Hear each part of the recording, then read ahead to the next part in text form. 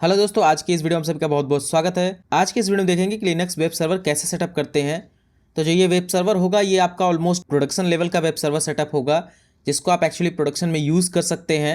अगर आपकी कोई एक्स्ट्रा रिक्वायरमेंट होगी तो आप उसके हिसाब से इसमें चेंजेस भी कर सकते हैं। तो मैं कोशिश करूंगा कि आपको ईजी तरीके से समझाऊं और स्टेप बाय स्टेप बताऊं कि कैसे करना है, क्या करना है। तो सबसे पहले मैं आपको बता दूं कि इसके लिए आपको क्या ज़रूरत होगी।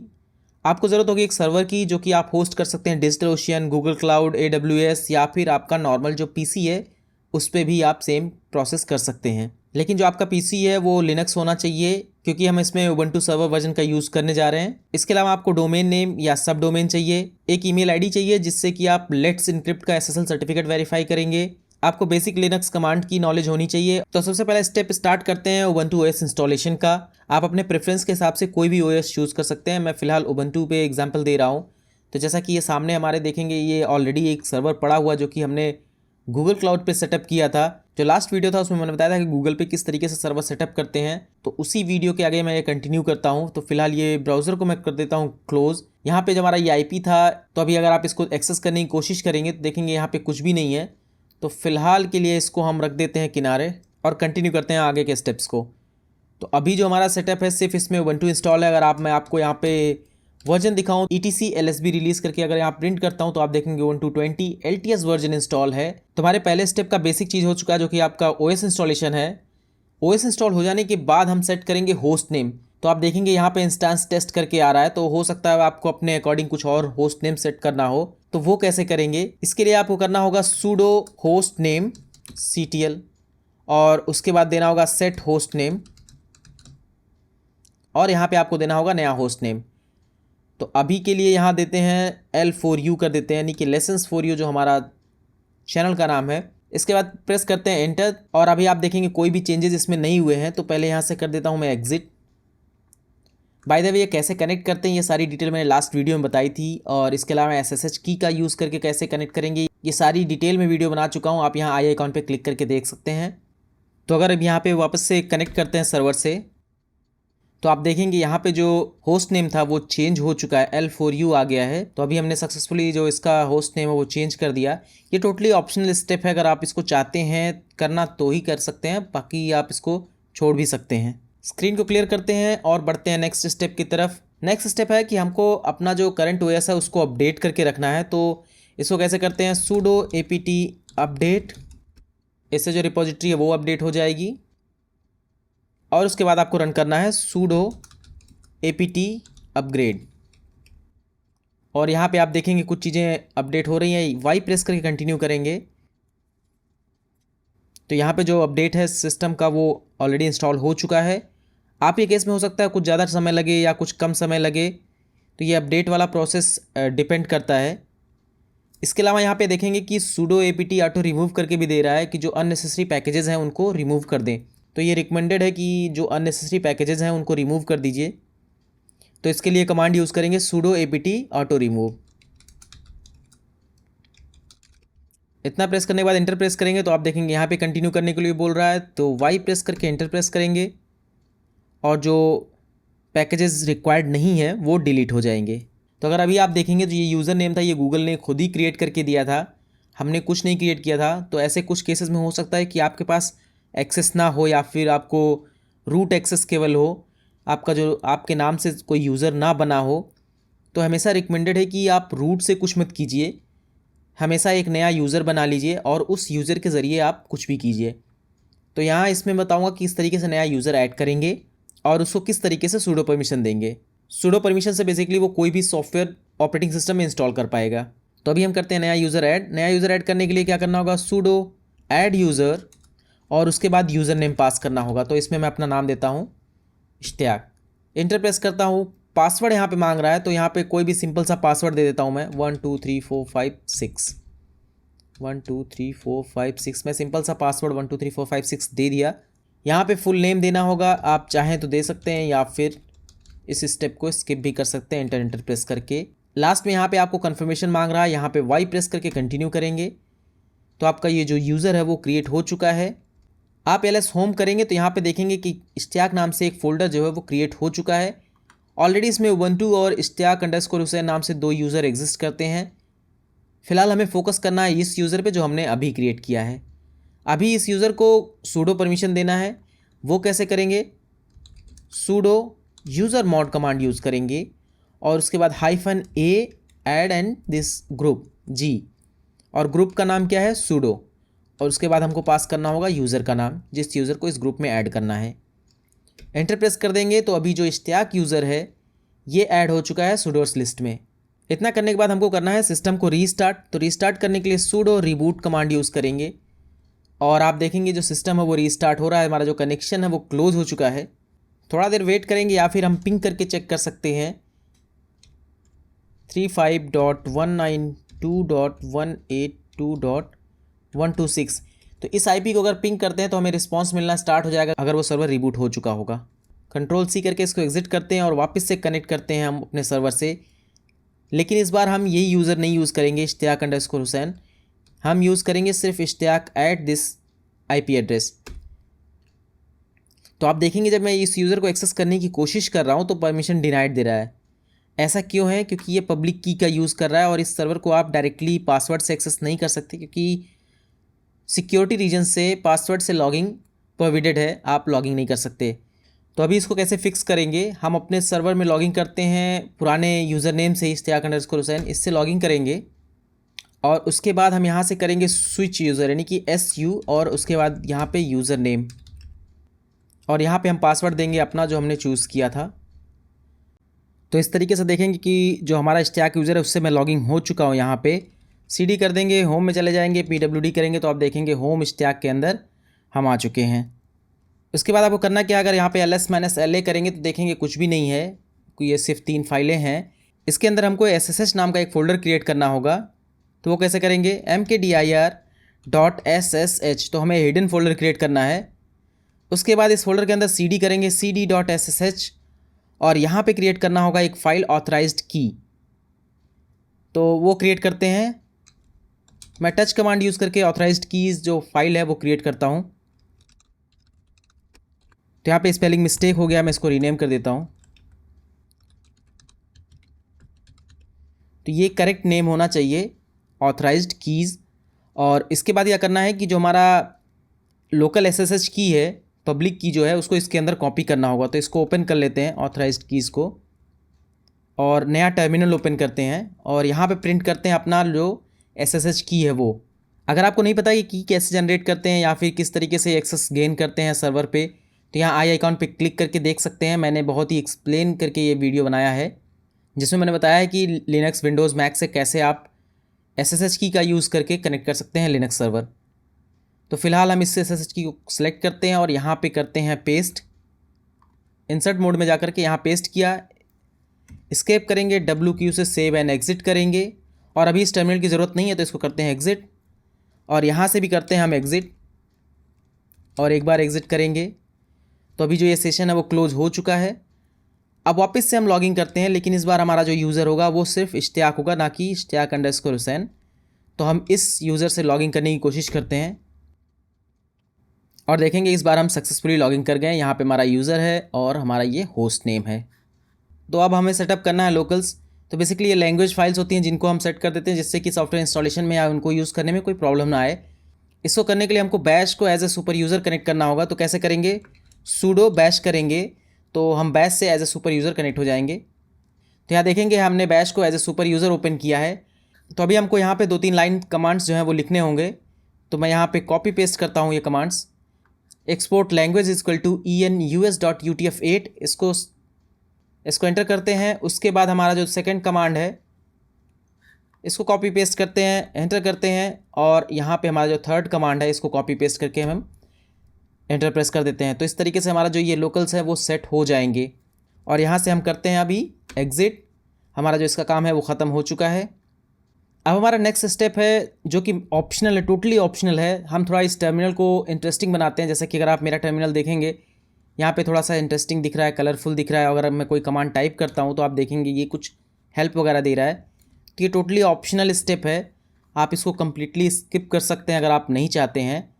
तो बेसिकली मैं यूज़ करता हूँ ZSH। तो इसको इंस्टॉल कैसे करेंगे? Pseudo apt install ZSH, enter press करेंगे एक्सेप्ट करेंगे और एंटर प्रेस कर देंगे। उसके बाद आपको ये कमांड कॉपी पेस्ट करना है। तो ये जितने भी कमांड्स हैं इनका कॉपी पेस्ट करने का लिंक मैं दे दूंगा, जहाँ से आप डायरेक्टली कॉपी पेस्ट कर सकते हैं अपने सिस्टम में।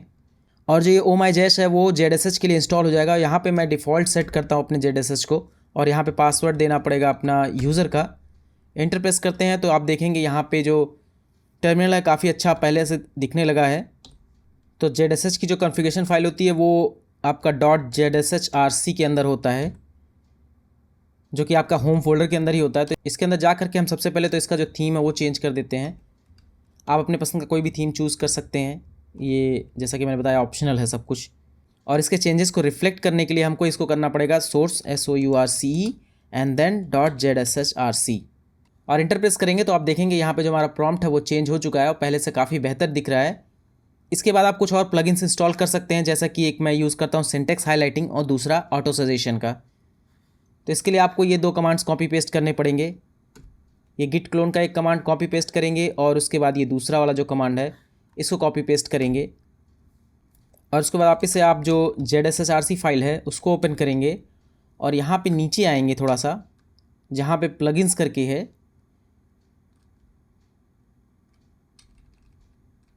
तो यहाँ पे एक ही प्लगइन है, इसको कमेंट कर देते हैं और यहाँ पे ये वाला लाइन आके पेस्ट कर देते हैं। तो इसमें गिट के साथ साथ ऑटो सजेशंस और सिंटेक्स हाईलाइटिंग, ये 2 प्लगइन जो भी हमने इंस्टॉल किए हैं उसको भी मैंने ऐड कर दिया है। और इन चेंजेस को देखने के लिए हमको वापस से सोर्स करना पड़ेगा। तो अभी जब हम टाइप करेंगे तो हमको जो कमांड्स के वो हेल्प हैं वो दिखेंगे। अब बढ़ते हैं हमारे नेक्स्ट स्टेप की तरफ, Nginx इंस्टॉलेशन। तो सबसे पहले हम Nginx सर्वर इंस्टॉल करते हैं। एक चीज़ और बता दूं, अगर आपके सिस्टम में ऑलरेडी अपाचे सर्वर इंस्टॉल है तो आप उसको डिसेबल कर दीजिए, क्योंकि दोनों ही पोर्ट 80 पे रन करेंगे तो प्रॉब्लम क्रिएट हो सकती है। अगर आपके सिस्टम में अपाचे इंस्टॉल नहीं है तो कोई बात नहीं, लेकिन अगर है तो आप किस तरीके से उसको डिसेबल कर सकते हैं। डिसेबल करने के लिए sudo systemctl कमांड का यूज़ करेंगे। उसके बाद डिसेबल कमांड लिखेंगे DISABLE and then apache2। Okay, ये लिख के एंटर प्रेस करेंगे तो आपका जो अपाचे है वो डिसेबल हो जाएगा, वो दोबारा ऑटोमेटिक स्टार्ट नहीं होगा।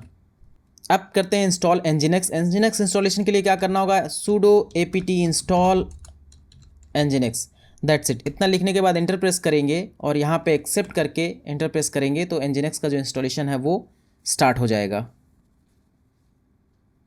तो इस तरीके से जो Nginx है वो इंस्टॉल हो चुका है। इसका स्टेटस देखने के लिए sudo systemctl करेंगे, systemctl और status nginx.service।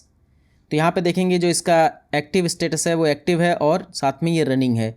तो अगर अभी हम अपने ब्राउज़र में जाएं और यहाँ पे इसको रीलोड करें, जो हमारा IP एड्रेस हमने पहले ओपन कर रखा था, तो यहाँ पे देखेंगे वेलकम टू Nginx आ गया। इसका मतलब जो हमारा Nginx का सर्वर है वो सक्सेसफुली इंस्टॉल हो चुका है। इनकेस अगर आप एक्सेस नहीं कर पा रहे हैं तो आपको ये देखना होगा कि कहीं फायरवॉल तो इनेबल नहीं है। इसको चेक करने के लिए कैसे चेक करेंगे, sudo ufw status। अगर आपका फायरवॉल एक्टिव है तो यहाँ पे एक्टिव दिखेगा, और अगर आपका फायरवॉल इनएक्टिव है तो इस तरीके से आपको स्टेटस दिखेगा। एक्टिव है तो आपको Nginx को अलाउ करना पड़ेगा। वो कैसे करेंगे आगे चल के मैं सेटिंग्स में दिखाऊंगा जब मैं फायरवॉल को एक्टिव करूंगा। Nginx के जो 3 इंपॉर्टेंट लोकेशंस हैं वो उनको बता दूं। जो आपका मेन कॉन्फ़िगरेशन फाइल Nginx का वो होता है etc nginx.conf। ये आपका मेन Nginx का कॉन्फ़िगरेशन फाइल है। इसके अलावा दूसरा जो फाइल होता है etc nginx sites enable या अवेलेबल, इसके अंदर हम रखते हैं अपना जो सर्वर का कॉन्फ़िगरेशन है वो। और तीसरी जो फाइल होती है आपकी वो आपकी होती है verilog फाइल है, verilog nginx, और इसके अंदर जो होती हैं वो एक्सेस लॉग और एरर लॉग होती है Nginx की। तो इनकेस अगर कोई इशू आता है तो यहाँ से हम चेक कर सकते हैं सर्वर में क्या इशू है। तो चलिए बढ़ते हैं नेक्स्ट स्टेप की तरफ, PHP इंस्टॉलेशन। PHP इंस्टॉल करने के लिए आपको सिंपली ये कमांड टाइप करना होगा, sudo apt install php, php fpm, php mysql, php gd, php curl, php cli। इसके अलावा अगर आपको किसी और प्लगइन की ज़रूरत है या पैकेज की ज़रूरत है तो आप वो भी ऐड कर सकते हैं। फ़िलहाल हमारे लिए इतना इनफ है। हम इतना लिख करके एंटर प्रेस करते हैं और एक्सेप्ट करते हैं इसको। थोड़ा देर वेट करते हैं और ये जो इंस्टॉलेशन है वो कंप्लीट हो जाएगा।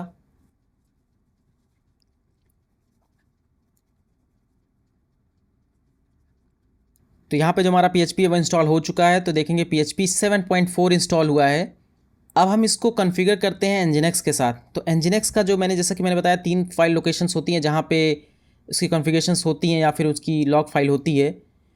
तो सबसे पहले चलते हैं etc इनेबल्स डिफ़ॉल्ट के अंदर, इसको सूडो से ओपन करेंगे क्योंकि इसको रूट परमिशन चाहिए इस फाइल को एडिट करने के लिए। ओपन करेंगे तो यहाँ से जो कमेंट्स वगैरह इसको डिलीट कर देते हैं, हमें कमेंट की ज़रूरत नहीं है। तो बाय डिफ़ॉल्ट आप देखेंगे रूट जो है where www.html के अंदर जा रहा है, इंडेक्स वगैरह ऑलरेडी सेट है, सर्वर नेम जो भी है ये सब ऐसे ही रहने देते हैं। हमको PHP सेट करने के लिए इसके अंदर जो ये लाइनें हैं इनको अनकमेंट करना पड़ेगा। इसको अनकमेंट करने की ज़रूरत नहीं है, सिर्फ ये वाला लाइन है include snippets fast CGI php.conf है और फास्ट CGI पास यूनिक्स जो ये 7.4 fpm है। एक बार ये लोकेशन कंफर्म कर लेंगे कि ये लोकेशन सही है कि नहीं है, तो इसको एग्ज़िट WQ से एग्ज़िट सेव एंड क्लोज करते हैं और ls करते हैं हम where run php। आप देखेंगे PHP का जो सॉकेट फाइल है वो एग्जिस्ट करता है PHP 7.4-fpm.sock। ये फाइल नेम या ये फाइल पाथ कह लीजिए, और जो हमने यहाँ पे सेट किया है इसके अंदर ये बात दोनों सेम होना चाहिए, तभी आपका PHP का जो सपोर्ट है वो इनेबल होगा, वरना नहीं चलेगा। इतना करने के बाद इसको सेव कर देते हैं।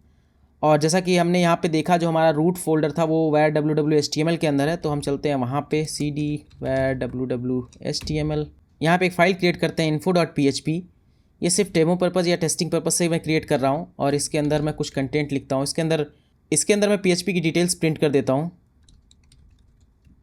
सेव एग्ज़िट करेंगे तो हमें परमिशन नहीं है, तो इसको भी सूडो से ही ओपन करना होगा फ़िलहाल। सेव एग्ज़िट करेंगे और हमने जो कॉन्फ़िगरेशन फ़ाइल में चेंज किया nginx को, उसको रिफ्लेक्ट करने के लिए nginx को रीस्टार्ट करना होता है। सूडो systemctl स्टेटस की जगह हमको करना होगा रीस्टार्ट या रीलोड। अगर यहाँ पे कोई एरर नहीं आता तो इसका मतलब जो nginx है वो सक्सेसफुली रीस्टार्ट हो गया है और कॉन्फ़िगरेशन में कोई भी एरर नहीं है। एक चीज़ और रिकमेंडेड है कि कोई भी कॉन्फ़िगरेशन में चेंजेस करने के बाद डायरेक्टली nginx को रीस्टार्ट या रीलोड करने के बजाय पहले जो सिंटेक्सेस हैं उसको चेक कर लेते हैं। वो कैसे करते हैं, सूडो nginx -t करेंगे तो हमें पता चल जाएगा कि सिंटेक्स एरर है कि नहीं। अगर ये 2 लाइन आपको सक्सेसफुल दिखती है तो इसका मतलब आप सर्वर को रीस्टार्ट कर सकते हैं बिना किसी प्रॉब्लम के। इतना हो जाएगा तो हम चलते हैं अपने ब्राउज़र में और यहाँ पे टाइप करते हैं /info.php और इंटर प्रेस करते हैं। तो अगर आपको इस तरीके का ये पेज दिखता है, इसका मतलब जो आपका nginx और PHP का कॉन्फ़िगरेशन है वो सक्सेसफुली हो चुका है। आप देखेंगे सारी डिटेल PHP की दिख रही है, तो हमारा एक और स्टेप सक्सेसफुली कंप्लीट हो चुका है। तो चलिए बढ़ते हैं नेक्स्ट स्टेप की तरफ। स्क्रीन को क्लियर करते हैं और यहाँ पे हम करते हैं MySQL का इंस्टॉलेशन। MySQL इंस्टॉलेशन करने के लिए क्या करना होगा, सूडो apt इंस्टॉल MySQL-server और इंटर प्रेस कर देंगे। यहाँ पे एक्सेप्ट करेंगे और यस कर देंगे। थोड़ा देर वेट करेंगे और इंस्टॉलेशन कंप्लीट होने का। इंस्टॉलेशन कंप्लीट हो जाएगा तो उसके बाद हम इस कमांड का यूज़ करके इस MySQL सर्वर का स्टेटस जान सकते हैं। सूडो systemctl status MySQL करेंगे तो यहाँ पे जो हमें एक्टिव स्टेटस है वो दिख जाएगा, एक्टिव एंड रनिंग। इसका मतलब कि जो सर्वर है वो प्रॉपरली रन कर रहा है। इसके बाद हमको MySQL को थोड़ा सा सिक्योर करना पड़ेगा। उसको कैसे करते हैं, सूडो MySQL_secure इंस्टॉलेशन। ओके, ये कमांड रन करना होगा हमें। इंटर प्रेस करेंगे तो यहाँ पे हमसे कुछ ऑप्शंस मांग रहा है, कुछ क्वेश्चंस पूछेगा जिनको हमको आंसर करना है। तो बेसिकली यहाँ पासवर्ड स्ट्रेंथ चेक करने की बात हो रही है। अगर आपको पता है यहाँ पे कैसे करते हैं, क्योंकि यहाँ पे बहुत ही सिक्योर पासवर्ड देना पड़ेगा अगर इसमें आप वैलिडिटी सेट करते हैं। यहाँ पे 3 लेवल की पासवर्ड वैलिडेशन पॉलिसी होती है, लो, मीडियम एंड स्ट्रॉन्ग। अगर आप स्ट्रॉन्ग चूज़ करते हैं तो आपको बहुत ही स्ट्रॉन्ग पासवर्ड देना होगा, अदरवाइज़ ये वर्क नहीं करेगा। तो हमारे केस में हम फ़िलहाल इसमें कुछ और नहीं करते हैं, सीधा इंटर प्रेस करके कंटिन्यू करते हैं। और यहाँ पे हमको रूट का न्यू पासवर्ड देना है, तो हम कुछ भी सेट कर देते हैं इसमें। तो हमने रूट का नया पासवर्ड सेट कर दिया। अब यहाँ से बोल रहा है कि रिमूव एनोनिमस यूज़र्स, तो इसमें से जो एनोनिमस यूज़र्स हैं उनको रिमूव करना है, तो सिक्योरिटी पर्पस से इसको यस करेंगे। इसके बाद पूछ रहा है डिसअलाउ रूट लॉगिंग रिमोटली, तो तो इसको भी यस करेंगे। इससे क्या होगा कि कोई भी रिमोटली आपके डेटाबेस से कनेक्ट नहीं कर पाएगा। जो भी सिस्टम होगा, जो भी कोड होगा आपका ऐसी सर्वर पे होगा तो वो लोकली कनेक्ट कर पाएंगे, लेकिन किसी और सर्वर से डायरेक्टली डेटाबेस को एक्सेस नहीं किया जा सकेगा। नेक्स्ट क्वेश्चन है जो टेस्ट डेटाबेस है उसको रिमूव करना है, तो इसको भी रिमूव कर देते हैं क्योंकि इसकी ज़रूरत नहीं है हमें। और उसके बाद यहाँ पे प्रिविलेजेस रिलोड करने का, तो इसको यस करेंगे और एंटर प्रेस करेंगे और इस तरीके से जो हमारा सेटअप है MySQL का वो कंप्लीट हो जाएगा।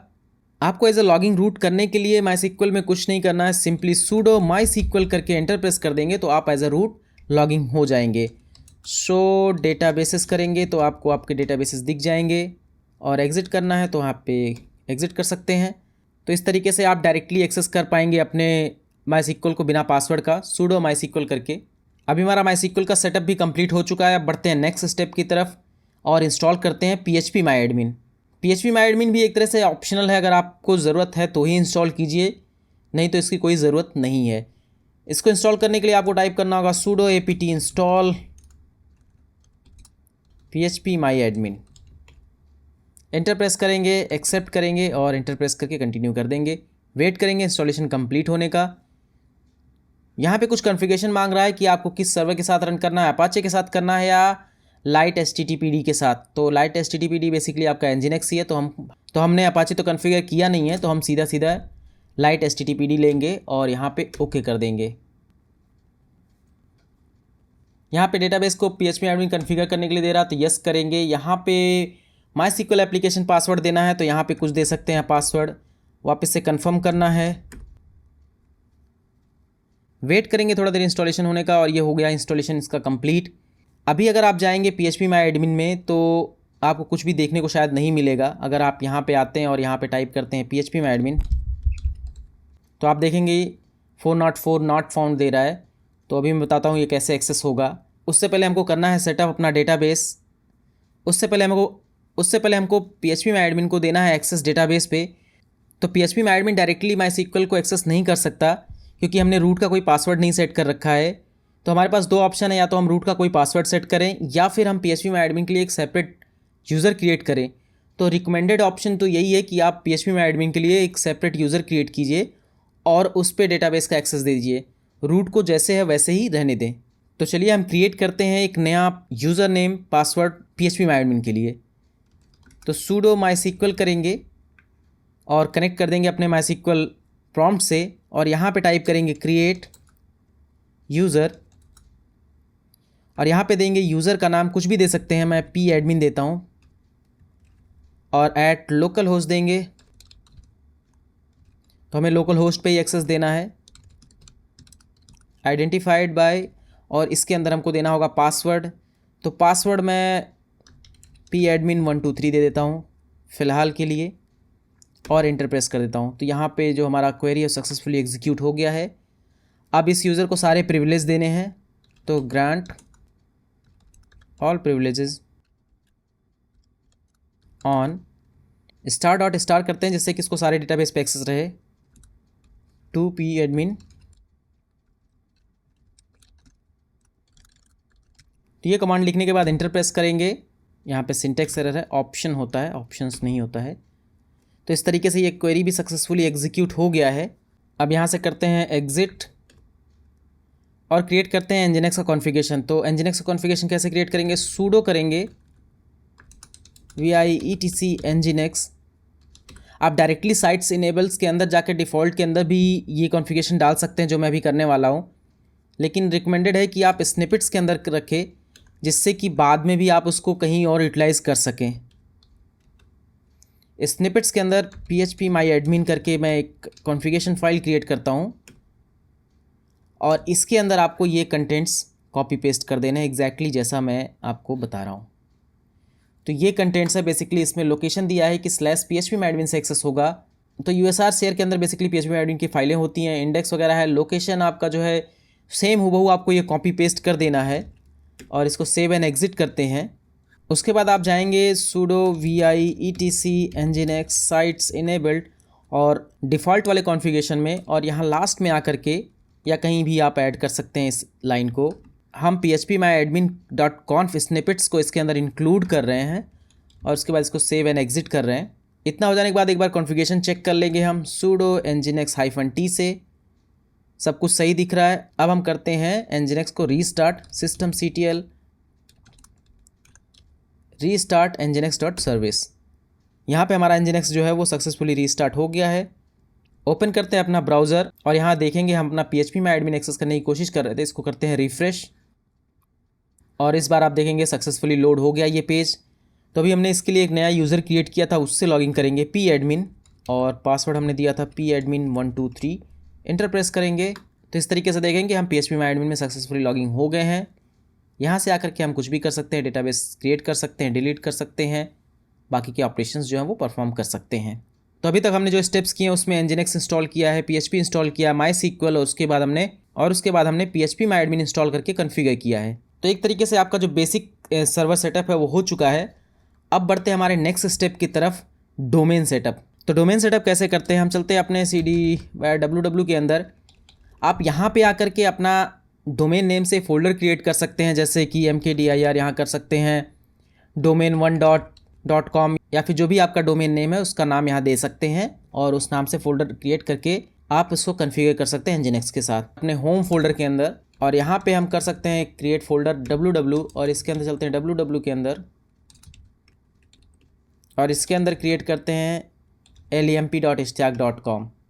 तो अगर आप देखेंगे हमारा जो पाथ है होम स्टैक ww और इसके अंदर आप देखेंगे lemp.stack.com हमने क्रिएट कर दिया है।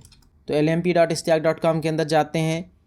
इसके अंदर आप डायरेक्टली सारी फाइल्स रख सकते हैं या फिर इसके अंदर भी आप एक नया फ़ोल्डर बना सकते हैं, जिससे कि जो आउटसाइड द वर्ड एक्सपोज्ड फाइलें हैं उनको उसके अंदर रख सकते हैं। जैसे कि एक डायरेक्टरी क्रिएट करके public_html करके रख सकते हैं, जिससे कि जो भी आपकी फ़ाइलें होंगी उसको इस फोल्डर के अंदर रख सकते हैं और जो फाइलें आप नहीं चाहते हैं इंटरनेट को एक्सेसिबल हो वो आप इस फोल्डर के बाहर रख सकते हैं। तो ये जस्ट है एक रिकमेंडेड डायरेक्टरी स्ट्रक्चर है, ऐसा कोई मैंडेटरी नहीं है आप यही फॉलो करें, आप अपने हिसाब से फ़ाइलों को एडजस्ट कर सकते हैं। तो इसके अंदर करते हैं cd public_html और यहाँ पे एक फ़ाइल क्रिएट करते हैं index.html और इसके अंदर लिखते हैं hello from lemp.stack.com। इतना लिख करके इसको सेव एंड एग्जिट करते हैं। तो हमारा अगर फाइल index.html देखेंगे तो हमारे उस फाइल के अंदर सिर्फ इतना टेक्स्ट है। एक चीज़ और, अगर आपको कोई परमिशन का इशू आता है सर्वर की तरफ से तो आप इस फोल्डर का परमिशन चेंज कर सकते हैं। और अगर आप etc nginx में जाएंगे और nginx.conf चेक करेंगे तो यहाँ पे जो यूज़र है ww-data ये यूज़र असाइन कर देंगे इस फोल्डर को, तो आपका जो परमिशन का एरर है वो चला जाएगा। वो कैसे करेंगे, आपको सिंपली कुछ नहीं करना है, sudo chown करना है -r ww-data करना है और उसके बाद आपको परमिशन दे देनी है उस फोल्डर पे जो कि आपका है, सॉरी ये lemp.stack.com है। और एक फ़ोल्डर बाहर जाता हूँ तो आप यहाँ देखेंगे मैंने इस पर lemp को दे दिया यहाँ पे एक्सेस। और अगर आप भी इस फोल्डर के अंदर एक्सेस या राइट कुछ करना चाहते हैं तो आप अपने आप को इस ग्रुप में ऐड कर लेंगे, जिस तरीके से हमने ऐड किया था यूज़र मॉड करके -ag। तो मैंने स्टैक यूज़र को भी ww डेटा ग्रुप में असाइन कर दिया है, जिससे कि इस यूज़र को कोई प्रॉब्लम ना हो एक्सेस करने में। नेक्स्ट स्टेप है हमें सर्वर ब्लॉक्स क्रिएट करने हैं, जिससे कि हम अपने इस साइट को, जो नया साइट हमने ये क्रिएट किया है lemp.stack.com, इसको एक्सेस कर पाएँ। तो वो कैसे करेंगे, चलेंगे etc nginx के अंदर साइट्स इनेबल्स के अंदर जाएंगे, यहाँ पे एल करेंगे तो देखेंगे यहाँ डिफ़ॉल्ट है। एक चीज़ और बता दूँ, यहाँ पे आप देखेंगे साइट्स अवेलेबल और साइट्स इनेबल्ड करके दो फोल्डर हैं। एक्चुअली रिकमेंडेड है कि आप कोई भी जो कॉन्फ़िगरेशन है उसको साइट्स अवेलेबल के अंदर बनाइए और एक लिंक क्रिएट कर दीजिए जिस भी साइट को इनेबल करना है साइट्स इनेबल के अंदर। तो हम भी वैसे ही करते हैं, साइट्स अवेलेबल के अंदर चलते हैं, यहाँ पे देखते हैं डिफ़ॉल्ट करके फ़ाइल पड़ी हुई है। तो यहाँ पे एक हम नया कॉन्फ़िगरेशन बनाते हैं vi.lemp.stack.conf। तो मैंने यहाँ पे डोमेन नेम इसलिए लिया है ताकि कोई कन्फ्यूज़न ना हो बाद में कि किस डोमेन का कॉन्फ़िगरेशन है। उसके बाद इसके अंदर कुछ कंटेंट्स कॉपी पेस्ट करने हैं, जो एग्जैक्टली मैं आपको यहाँ पे कॉपी पेस्ट कर रहा हूँ। एग्जैक्टली यही चीज़ कॉपी पेस्ट करनी है। मैं इसको एक्सप्लेन कर देता हूँ क्या है। ये बेसिकली सर्वर ब्लॉक है, पोर्ट 80 पे लिसन कर रहे हैं यहाँ पे IPv6 के लिए सेटिंग है। उसके बाद हमने यहाँ पे सर्वर नेम दिया है lemp.stack.com या www.lemp.stack.com, दोनों को ये हैंडल करेगा। इंडेक्स हमने डिफाइन कर दिया है, पहले ph.php के लिए देखेगा, उसके बाद .html के लिए। जो हमने रूट यहाँ पे दिया हुआ है ये कुछ अलग है, जो हमने अभी सेट किया वो नहीं है, तो इसको हम रूट चेंज कर देते हैं। होम stack www है और ये हमारा पाथ है। इसी तरीके से हमने एक्सेस लॉग और एरर लॉग को भी डिफाइन किया है। वापस से हमने लोकेशन दिया है, यहाँ पे रूट लोकेशन है, उसके बाद यहाँ पे PHP को हैंडल करने का ब्लॉक है और लास्ट में यहाँ पे हमने PHP एडमिन को भी इंक्लूड किया है। इसको सेव एंड एग्जिट करते हैं। ओके, हम राइट नहीं कर सकते तो हमें इसको sudo से ही ओपन करना होगा और वापस से हमको इसमें कॉपी पेस्ट करना होगा। तो अगर मैं इसको प्रिंट करके दिखाऊं तो आप देखेंगे ये ब्लॉक अभी इसके अंदर है। अब हम क्या करते हैं, जो डिफ़ॉल्ट वाला है उसको रिमूव कर देते हैं, उसकी ज़रूरत नहीं है हमें। तो rm.sites enabled के अंदर जो डिफ़ॉल्ट है उसको रिमूव करना है, ना कि सूडो परमिशन देना पड़ेगा हमें। इसके अंदर जो डिफ़ॉल्ट है वो छोड़ देते हैं। जो हमारा बेसिकली जो साइट्स इनेबल्ड के अंदर है उसको हमने रिमूव कर दिया है। आप देखेंगे इसके अंदर कुछ भी नहीं है। अब हमें जो हमारा ये कॉन्फ़िगरेशन है इसका लिंक क्रिएट करना है। ये कैसे करेंगे, सूडो लगाएंगे ln-s etc nginx sites available lemp.conf करेंगे और उसके बाद ये है etc के अंदर जाएंगे, nginx करके enabled के अंदर जा कर के हम क्रिएट कर देंगे। तो अगर हम वापस से साइट्स इनेबल्ड को लिस्ट करें तो आप देखेंगे यहाँ पे एक लिंक क्रिएट हो गया है जो कि पॉइंट कर रहा है etc nginx sites available के अंदर इस कॉन्फ़िगरेशन फाइल को। सूडो nginx-t करके चेक करेंगे कि कोई सिंटेक्स एरर तो नहीं है, सब कुछ ओके दिख रहा है। तो अभी हमारा last step sudo systemctl restart nginx.service। तो हमारा यहाँ से जो भी प्रोसेस था वो हो गया है, लेकिन अगर इस डोमेन को हम एक्सेस करने की कोशिश करें तो अभी नहीं कर पाएंगे। lemp.stack.com एक्सेस करेंगे तो हमारा नहीं एक्सेस होगा क्योंकि हमने अभी तक इसको क्रिएट ही नहीं किया है। तो चलिए इसको करते हैं क्रिएट करने के लिए हमारे पास ये IP एड्रेस होनी चाहिए, तो इसको हम कॉपी कर लेते हैं पहले और लॉगिन करते हैं अपने डोमेन कंट्रोल पैनल में। तो यहाँ एडमिन पैनल में लॉगिन हो गए। यहाँ चलते हैं डोमेन्स में, बेसिकली एडवांस जोन एडिटर में चलते हैं और यहाँ से सेलेक्ट करते हैं अपना डोमेन stack.com और यहाँ पे हमको क्रिएट करना होगा एक ए रिकॉर्ड। नेम हम देंगे lemp.stack.com, TTL जितना कम हो सके उतना रखेंगे और एड्रेस में हमें बेसिकली ये वाला IP एड्रेस डालना होगा विदाउट HTTP वगैरह, सिर्फ IP एड्रेस डालना होगा। तो यहाँ हमने lemp.stack.com करके एक ए नेम रिकॉर्ड क्रिएट किया और उसको पॉइंट कर दिया इस IP एड्रेस पे और उसके बाद यहाँ ऐड रिकॉर्ड पे क्लिक कर देंगे। तो आप यहाँ देखेंगे सक्सेसफुल का मैसेज आ गया। अब ये रिकॉर्ड ऐड हुआ है कि नहीं हुआ है इसको चेक करने के लिए आपको एक साइट पे जाना पड़ेगा whatsmydns.net पे और यहाँ पे टाइप करेंगे lemp.stack.com और यहाँ पे चेक करेंगे ए रिकॉर्ड और सर्च पे क्लिक कर देंगे। तो यहाँ पे जो IP एड्रेस रिजॉल्व हो रहा है आप देखेंगे यही वाला IP एड्रेस है जो हमारा गूगल क्लाउड सर्वर का IP एड्रेस है। तो अभी सारे सर्वर अपडेट नहीं हुए लेकिन फिर भी काफ़ी कुछ अपडेट हो गए हैं। तो मोस्ट प्रॉब्ली ये कहीं से एक्सेस होंगे, कहीं से नहीं एक्सेस होंगे। चेक करते हैं हमारा एक्सेस हो रहा है कि नहीं। तो फ़िलहाल हमारे केस में अभी नहीं एक्सेस हो रहा है, थोड़ा वेट करना पड़ेगा इसके लिए। तो यहाँ पे देखेंगे जो सर्वर्स हैं वो सारे अपडेट तो हो गए हैं लेकिन अभी भी एक्सेस नहीं हो पा रहा है, थोड़ा सा वेट करना पड़ेगा। तो हमें वेट करना पड़ेगा जब तक कि ये जो डोमेन का सेटअप है कंप्लीट नहीं हो जाता है, क्योंकि इसके आगे का स्टेप जो है वो SSL सर्टिफिकेट सेटअप है और जब तक ये डोमेन चलेगा नहीं हम SSL सर्टिफिकेट सेटअप नहीं कर सकते। और यहाँ पे देखेंगे ऑटोमेटिक ये आ गया। तो अभी हमारा जो सर्वर है ये चल रहा है और अगर हम इसमें /php में एडमिन एक्सेस करते हैं तो हमारा PHP में एडमिन भी एक्सेस हो रहा है लेकिन हमारा सर्वर अभी नहीं एक्सेस हो रहा है। देखते हैं इसमें क्या इशू है। हमने यहाँ पे अपना रूट गलत दिया हुआ है। तो ये हमारा जो रूट है बेसिकली आई गेस हमने सूडो नहीं यूज़ किया, इस बार भी सूडो के साथ ओपन करेंगे और यहाँ पे जो रूट है ना वो सही कर देते हैं। ओके, आई गेस अब सही हो गया है।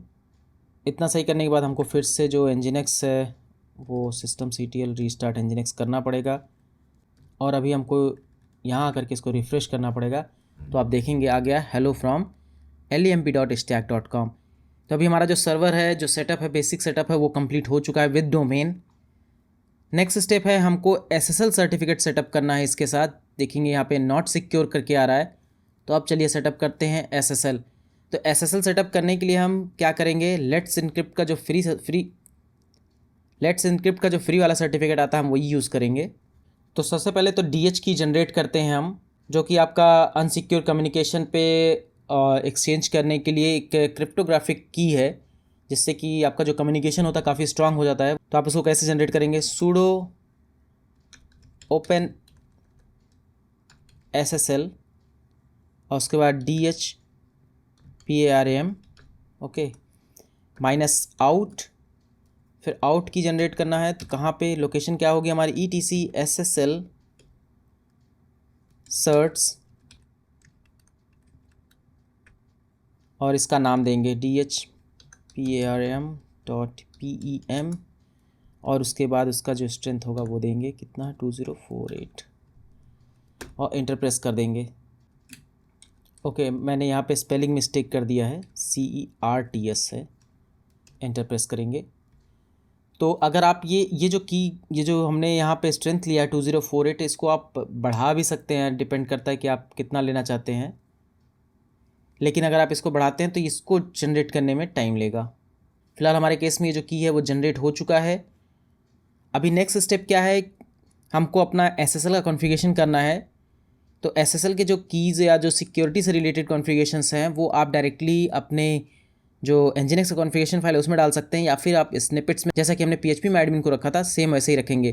तो रिकमेंडेड है कि आप स्निपेट्स जैसा क्रिएट करें ताकि इसको आप बाकी के एप्लीकेशन में भी यूज़ कर पाएँ। तो कैसे करेंगे, sudo vi etc nginx snippets और ssl.conf करके यहाँ पे क्रिएट करते हैं, और यहाँ पे ला करके हम पेस्ट करते हैं कुछ इस तरीके का। ये पूरा आपको सिंपली यही सेम चीज़ कॉपी पेस्ट कर देना है। और ये ज़रूरी नहीं कि, इसके अलावा आप टाइम टू टाइम जो साइफ़र्स होते हैं ये चेंज होते रहते हैं, तो आप इंटरनेट से सर्च करके जो भी लेटेस्ट साइफ़र्स हैं वो सब आप चेंज कर सकते हैं, और आप इसमें कोई और चेंजेस करना चाहते हैं वो भी कर सकते हैं। जैसे कि आप TLS, अगर कोई लेटेस्ट प्रोटोकॉल आता है तो आप उसको यहाँ पे ऐड कर सकते हैं। बाकी की आप अपने प्रेफरेंस के हिसाब से सेटिंग्स चेंज कर सकते हैं इसमें।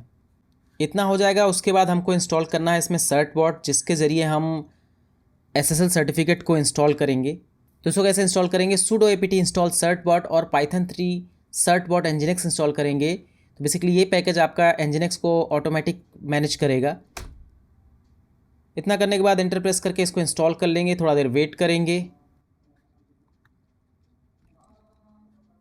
इंस्टॉलेशन कंप्लीट हो जाएगा। उसके बाद हमको जनरेट करना हमारा SSL सर्टिफिकेट। तो उसको कैसे जनरेट करेंगे, इसके लिए लिखेंगे sudo certbot और cert ओनली लिखेंगे। इससे क्या होगा, cert ओनली लिखने से सिर्फ सर्टिफिकेट जनरेट होगी, ना कि ये certbot जा करके आपके nginx कॉन्फ़िगरेशन फाइल में एडिट करेगा कुछ भी। अगर आप ये cert ओनली नहीं लगाएंगे तो ऑटोमेटिक आपकी चीज़ों को ऐड कर देगा उसमें। लेकिन हमारे केस में हम चाहते हैं कि हम अपने हिसाब से ऐड करें, ना कि ये certbot करे। तो यहाँ cert ओनली हमने लगा दिया है। हमने बताया कि हमारा nginx सर्वर है, उसके बाद हमने डोमेन दे दिया है। इतना करने के बाद इंटर प्रेस करेंगे। यहाँ पे हमको देना होगा अपना ईमेल आईडी। ये सिर्फ सिक्योरिटी पर्पज़ से, सिक्योरिटी नोटिस के लिए है, इसका कोई और पर्पज़ नहीं है। तो यहाँ पे हम कुछ भी अपना जो ईमेल आईडी है वो दे देते हैं। एंटर प्रेस करते हैं। उसके बाद यहाँ पे एग्री करेंगे। यहाँ पे आप यस नो चूज़ कर सकते हैं कि आपका जो ईमेल आईडी है वो शेयर करे या नहीं करे, आप कंटिन्यू कर सकते हैं। उसके बाद थोड़ा देर वेट करेंगे, ये आपके डोमेन को वेरीफाई करेगा, वैलिडेट करेगा, और जो सर्टिफिकेट है वो जनरेट करके आपको दे देगा। तो फाइनली देखेंगे यहाँ पे जो सर्टिफिकेट है वो जनरेट हो चुका है। अभी हमको क्या करना है कि ये जो एंट्री है सर्टिफिकेट की, इसको हमें अपने साइट के कॉन्फ़िगरेशन में, nginx के कॉन्फ़िगरेशन में डालना है। तो हम क्या करेंगे, sudo vi sites enabled lemp.stack.com.conf के अंदर जाएंगे, और यहाँ का जो कंटेंट है वो मैं डिलीट कर देता हूँ सब कुछ, और इसके अंदर हम पेस्ट करते हैं यहाँ ये नया कॉन्फ़िगरेशन। तो ये इसको मैं जल्दी से एक्सप्लेन कर देता हूँ कि ये क्या है। सर्वर यहाँ पे वही सेम पोर्ट 80 पे लिसन कर रहा है, IPv6 के लिए है। सर्वर नेम अभी हमने यहाँ पे lemp.stack.com दे दिया है, और हमने जो पोर्ट 80 पे जो रिक्वेस्ट आ रहे हैं, यानी कि जो प्लेन HTTP पे रिक्वेस्ट आ रहे हैं उनको HTTPS पे रिडायरेक्ट कर रहे हैं यहाँ पे। उसके बाद हमने दूसरा सर्वर ब्लॉक लिया जहाँ पे हम पोर्ट 443 यानी कि SSL जो पोर्ट होता है उस पर सुन रहे हैं। यहाँ पे हमने SSL ऑन किया है और इसके अलावा हमने HTTP वर्जन 2 यहाँ पे डिफ़ाइन किया है। सेम हमने IPv6 के लिए भी किया है, सर्वर नेम दिया है। उसके बाद हमने जो SSL सर्टिफिकेट जनरेट किया था उसकी इन्फॉर्मेशन यहाँ पे हमने डाली है। और उसके बाद जो हमारा जो पहले का जो कॉन्फ़िगरेशन था सब कुछ वैसे ही है। हमारा यहाँ पे ये चेंज करना पड़ेगा थोड़ा सा, रूट का जो पाथ है वो हमने अभी बदल दिया है, होम इश्तियाक करके है ये पाथ। और नीचे आएंगे यहाँ पे लोकेशन सेम ब्लॉक है, PHP का जो हमारा ब्लॉक था वो भी सेम है। लास्ट में हमने यहाँ पे एक और पाथ इंक्लूड किया है, इंक्लूड स्निपेट्स SSL.conf, जो कि हमने थोड़ी देर पहले क्रिएट किया है। और PHP में एडमिन का जो पुराना वाला था वही सेम है। इसको सेव एग्जिट करेंगे, सूडो से इसको टेस्ट कर लेंगे nginx-t से। सब कुछ ओके दिख रहा है, कॉन्फ़िगरेशन फाइल अगर ओके है तो अभी हमको करना है nginx सर्वर को रीस्टार्ट। कैसे करेंगे, सूडो systemctl रीस्टार्ट nginx.service, और ये हमारी जो सर्विस है वो रीस्टार्ट हो चुकी है। ओपन करते हैं अपना ब्राउज़र और इसको सिर्फ करते हैं रिफ्रेश, तो आप देखेंगे ये ऑटो रिडायरेक्ट हो गया है SSL पे। और अगर सर्टिफिकेट चेक करते हैं तो आप देखेंगे जो ये सर्टिफिकेट है ये वैलिड है। तो इस तरीके से हमने सक्सेसफुली सर्टिफिकेट भी इसमें इंस्टॉल कर दिया है। अगर यहाँ इस फाइल के अंदर देखेंगे etc-cron.d certbot, तो इसके अंदर आप देखेंगे ऑलरेडी एक क्रॉन एंट्री है जो कि आपका जो सर्टिफिकेट ऑटो रिन्यू करने का काम करती है। तो अगर आपका ऑटो रिन्यू नहीं होता तो आप क्रॉन जॉब के अंदर भी एक एंट्री डाल करके वो रिन्यू कर सकते हैं। अगर आप चेक करना चाहते हैं कि कैसे रिन्यू होगा तो आप यहाँ पे इस तरीके से certbot renew-dry रन करेंगे तो ये सिर्फ आपको प्रोसेस दिखाएगा, एक्चुअली ये रिन्यू नहीं करेगा, सिर्फ आपको सिमुलेट करके दिखाएगा किस तरीके से रिन्यूअल का प्रोसेस होगा। यहाँ पे अगर आपको कोई एरर देखने को नहीं मिलता है तो इसका मतलब जो आपका रिन्यूअल प्रोसेस है वो प्रॉपर चलेगा। नेक्स्ट स्टेप है post fix email relay setup करने का। तो बेसिकली मैं सोच रहा हूँ कि इसको एक अलग टॉपिक से अलग वीडियो बनाऊँगा मैं, क्योंकि अभी इसमें इतना मैंडेटरी लग नहीं रहा है मुझे।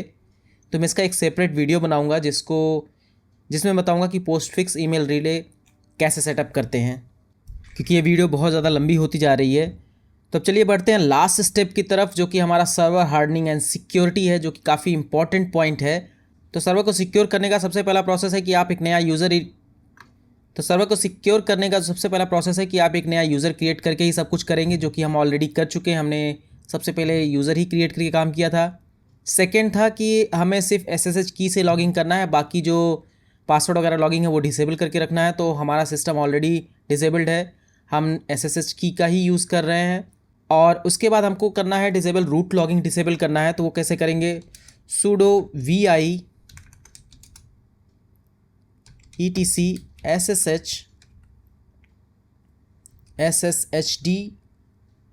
sshd_config, इसके अंदर सर्च करेंगे परमिट रूट लॉगिंग।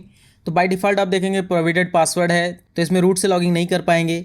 इसके बाद आपका है पासवर्ड ऑथेंटिकेशन ऑप्शन। तो अगर हम पासवर्ड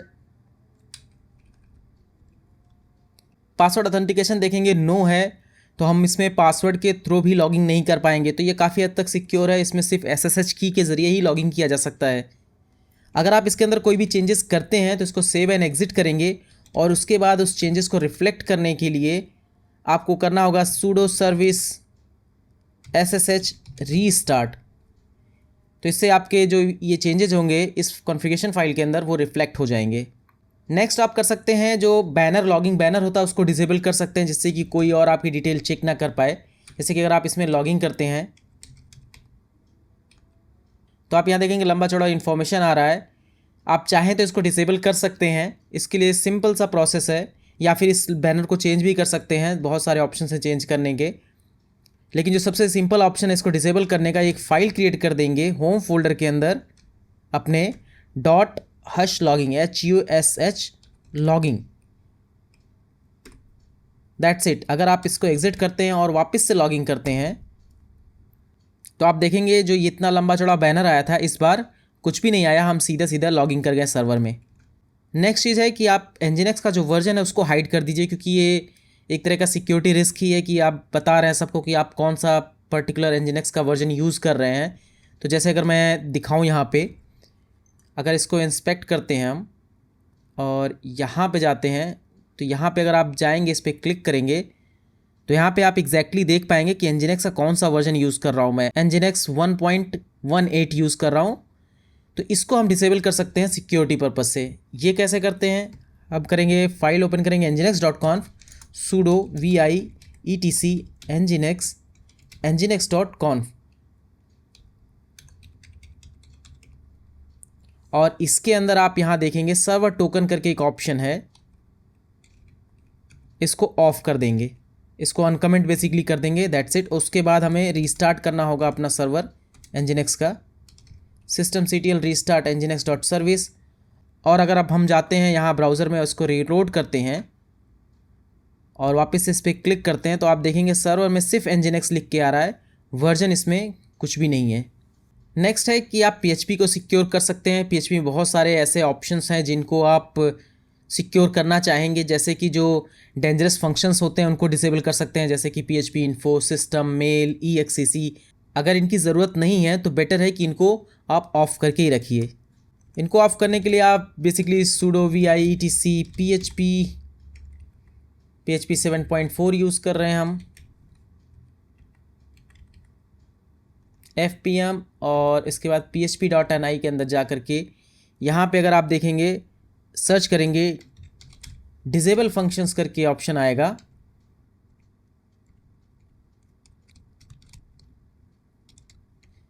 यहाँ पे देखेंगे डिसेबल फंक्शंस है, इसमें इतने सारे फंक्शंस जो है ऑलरेडी डिसेबल करके रखे हुए हैं।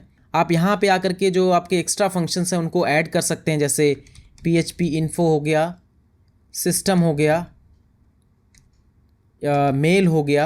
अगर आपको ज़रूरत नहीं है तो इसको डिसेबल कर सकते हैं। EXEC हो गया। तो इस तरीके के फंक्शंस अगर आप डिसेबल कर देते हैं तो आपका सिस्टम काफ़ी हद तक सिक्योर हो जाता है। इसके अलावा आपका जो मैक्सिमम एग्जीक्यूशन टाइम है, इनपुट टाइम है, मेमोरी लिमिट है, पोस्ट मैक्सिमम साइज़ है, ये सब भी आप प्रॉपर वैल्यू सेट करके अपने सर्वर को सिक्योर कर सकते हैं।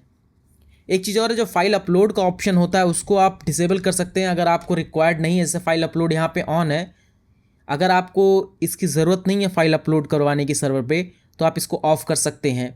एक और ऑप्शन होता है आपका डिस्प्ले एरर्स। तो डिस्प्ले एरर्स जो बेसिकली आपका ऑफ़ है, ये बेटर है कि ऑफ़ ही रहे, क्योंकि अगर ये ऑन रहेगा तो आपका जो एरर डिटेल दिखेगी उसमें आपके सर्वर के काफ़ी इन्फॉर्मेशंस भी दिखते हैं। तो PHP के जो सारे पैरामीटर्स हैं इनका लिस्ट मैं नीचे वीडियो डिस्क्रिप्शन में दे दूंगा, आप वहाँ से जा कर के चेक करके अपने ज़रूरत के हिसाब से उनको सेट कर सकते हैं। उसके बाद ऑप्शन आता है कि अगर आपके सर्वर में कोई ज़बरदस्ती घुसने की कोशिश कर रहा है, लॉगिन करने की कोशिश कर रहा है, तो आप उसके IP को ही ब्लॉक कर दीजिए। ये कर सकते हैं हम फेल टू बैन एप्लीकेशन के ज़रिए। हालांकि हमने पहले ही जो पासवर्ड लॉगिंग है वो डिसेबल कर रखा है, लेकिन इन केस अगर आप पासवर्ड लॉगिंग इनेबल करते हैं या फिर किसी वजह से कोई भी बंदा ऐसे ट्राई करता है आपके सिस्टम में लॉगिन करने की, तो अगर वो बहुत ज़्यादा बार ट्राई कर रहा है तो आप उसकी IP को ही ब्लॉक कर दीजिए, जिससे कि आपके सिस्टम पे वो और ट्राई ना कर पाए। तो इसके लिए हमें क्या करना होगा, इंस्टॉल करना होगा एक पैकेज जिसका नाम है fail to ban. sudo apt install fail to ban, enter press करेंगे, एक्सेप्ट करेंगे और एंटर प्रेस करके कंटिन्यू कर देंगे। वेट करेंगे इंस्टॉलेशन कंप्लीट होने का। इंस्टॉलेशन कंप्लीट हो जाएगा तो इसका जो मेन कॉन्फ़िगरेशन फाइल है वो etc fail to ban jail.conf है। अगर हम चेक करें यहाँ पे etc fail to ban jail.conf, ये आपकी कॉन्फ़िगरेशन फाइल है जहाँ पे आप आकर के सेट कर सकते हैं कि किस तरीके के एक्सेस को ब्लॉक करना है और कितना अटेम्प्ट्स में ब्लॉक करना है। तो ये जो कॉन्फ़िगरेशन फाइल है ये सिस्टम की कॉन्फ़िगरेशन फाइल है, तो हम इसका एक लोकल कॉपी क्रिएट कर लेते हैं। sudo cp etc fail to ban jail.conf है हमारा, तो इसको कॉपी कर लेते हैं .conf को लोकल, हम एक लोकल फाइल क्रिएट कर लेते हैं और उसके बाद हम इसको एडिट करते हैं sudo vi etc fail to ban jail.local। तो हम इस फाइल को एडिट करते हैं .local फाइल को। इसमें आपका पहला ऑप्शन आता है कि इग्नोर IPs। इग्नोर IPs में बेसिकली आप अपनी IP एड्रेस दे सकते हैं, जिससे कि आप गलती से अपने आप को ही ब्लॉक ना कर लें सर्वर एक्सेस से। तो यहाँ पे आप अपने सिस्टम का IP दे सकते हैं जिससे कि आप कभी भी ब्लॉक नहीं होंगे। उसके बाद ऑप्शन आता है बैन टाइम। यहाँ पे बैन टाइम आप देखेंगे 10 मिनट्स है, तो यहाँ पे 10 मिनट्स को बढ़ा करके 1 डे कर सकते हैं। Basically day for D, day के लिए डी, मिनट्स के लिए एम, इस तरीके के नोटेशंस यूज़ करते हैं। फाइन टाइम यहाँ पे 10 मिनट्स है, इसको रहने देते हैं। मैक्सिमम रिट्राई आपका 5 है, इसको आप घटा सकते हैं, 3 कर सकते हैं। 5 आई थिंक ओके है। इसमें सेटिंग करने के बाद आपको इसकी सर्विसेज को रीस्टार्ट करना पड़ेगा। वो उसको कैसे करेंगे, system C T L restart fail to ban dot service. अगर कुछ एरर नहीं आता है तो इसका मतलब सक्सेसफुली रीस्टार्ट हो गया है। अगर किसी भी तरीके का कोई एरर आता है तो उसको चेक करने के लिए आप क्या करेंगे, sudo tail -f var log fail to ban dot log। तो यहाँ पे वो सारी इन्फॉर्मेशन आएगी लॉग की। अगर कोई एरर आता है तो यहाँ से आप आकर के फाइंड आउट कर सकते हैं। इसके अलावा आप देखेंगे फेल टू बैन जो है वो क्लाइंट टूल के साथ आता है। यहाँ पे देखेंगे फेल टू बैन क्लाइंट करके आता है। तो अगर आपको कोई आईपी अनब्लॉक करनी है तो आप sudo fail to ban client set कर सकते हैं। SSHT जो कि आपका SSH का है, बेसिकली अनबैन कर सकते हैं आईपी। तो अनबैन आईपी, उसके बाद आपका जो भी आईपी एड्रेस होगा वो आईपी एड्रेस डाल करके आप उसको अनबैन कर सकते हैं यहाँ से। इस कमांड के बारे में अगर आपको ज़्यादा जानना है तो फेल टू बैन क्लाइंट करके fail to ban client -h करेंगे तो आपको इसके बारे में डिटेल मिल जाएगी। आप किस तरीके से जेल कर सकते हैं, किस तरीके से अनबैन कर सकते हैं। बहुत सारे ऑप्शंस इसमें हैं जिसको आप पढ़ सकते हैं। तो चलिए बढ़ते हैं लास्ट टॉपिक की तरफ जो कि हमारा फायरवॉल है। तो अभी हम फायरवॉल करते हैं इनेबल हमारा। तो अभी अगर आप देखेंगे हमने स्टार्टिंग में चेक किया था स्टेटस, तो ये इनएक्टिव था। तो अभी हमको इसको करना है इनएक्टिव। और अगर आपका UFW आपका जो फायरवॉल है वो इंस्टॉल नहीं है तो आप इसको इंस्टॉल पहले कर लेंगे। sudo apt इंस्टॉल UFW इतना करके आप, इतना लिख करके अगर आप इंस्टॉल करेंगे तो आपका जो फायरवॉल है वो इंस्टॉल हो जाएगा। इंस्टॉल हो जाने के बाद आपको पहले तो अलाउ करना पड़ेगा जो मेन सर्विसेज हैं, जैसे sudo UFW allow SSH allow करना पड़ेगा। उसके बाद आपको HTTP अलाउ करना पड़ेगा, HTTPS भी अलाउ करना है हमें क्योंकि पोर्ट 80 और 8443 अलाउ करना है।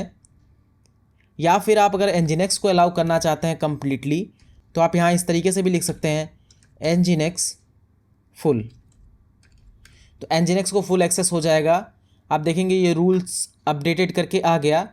और अभी हमें क्या करना है, इनेबल करना है फायरवॉल को UFW इनेबल कमांड का यूज़ करके। यस करेंगे, एंटर प्रेस करेंगे, फायरवॉल एक्टिव हो गया। स्टेटस चेक करने के लिए UFW स्टेटस करेंगे तो आप देख सकते हैं ये जो स्टेटस अभी एक्टिव हो गया है और किन किन पोर्ट्स को अलाउ है ये यहाँ पे आप देख सकते हैं। IPv4 और IPv6 पोर्ट 22, 80, 443 और Nginx फुल है और सेम IPv6 के लिए भी है। तो अगर अभी हम चल के अपना साइट ही एक्सेस करने की कोशिश कर तो आप देखेंगे इसमें कोई भी दिक्कत नहीं है। इसको एक्सेस करने में आसानी से एक्सेस कर पा रहे हैं और सब कुछ जैसे चलना चाहिए ऑलमोस्ट वैसे ही चल रहा है। हमने प्रोटोकॉल HTTP 2 लिया था तो यहाँ पे प्रोटोकॉल देख सकते हैं। तो आई थिंक ये वीडियो काफ़ी लंबी हो चुकी है और इसके जो पार्ट्स हैं इसमें बहुत ज़्यादा डिटेल में मैंने नहीं बताए हैं, लेकिन इतना कोशिश किया है कि आपको बता दूं कि आपको स्टार्ट करने में आसानी रहेगी। आप हर एक मॉड्यूल का जो भी मैंने स्टेप्स बताए हैं, जैसे Nginx इंस्टॉलेशन, PHP का, MySQL का हुआ या फिर ये फेल टू बैन हो गया, फायरवॉल सेटअप हो गया, आप इसको प्रॉपरली एक्सप्लोर कर सकते हैं। आपको एक स्टार्टिंग पॉइंट मिल गया है और अगर आप सिर्फ इतना भी सेटअप कर देते हैं तो भी आपका प्रोडक्शन लेवल का सर्वर जो है वो स्टार्ट हो जाएगा।